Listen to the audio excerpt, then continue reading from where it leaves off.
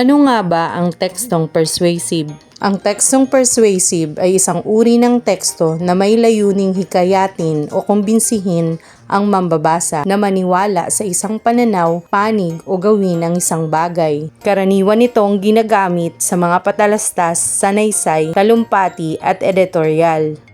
Ito ay may subjetibong tono at personal na opinyon. Narito ang mga katangian ng tekstong persuasive. Una, may malinaw na posisyon. Ipinapakita ng manunulat kung saan siya papanig. Ikalawa, gumagamit ng matibay na ebidensya. Nagsasama ng datos, halimbawa at lohikal na pangangatwiran. Ikatlo, may emosyonal na apela. Maaaring gumamit ng mga salitang nakaaantig ng damdamin. At ang panghuli, layuning manghikayat. Hindi lamang magbigay ng impormasyon, kundi hikayatin ang mambabasa na kumilos o magbago ng pananaw.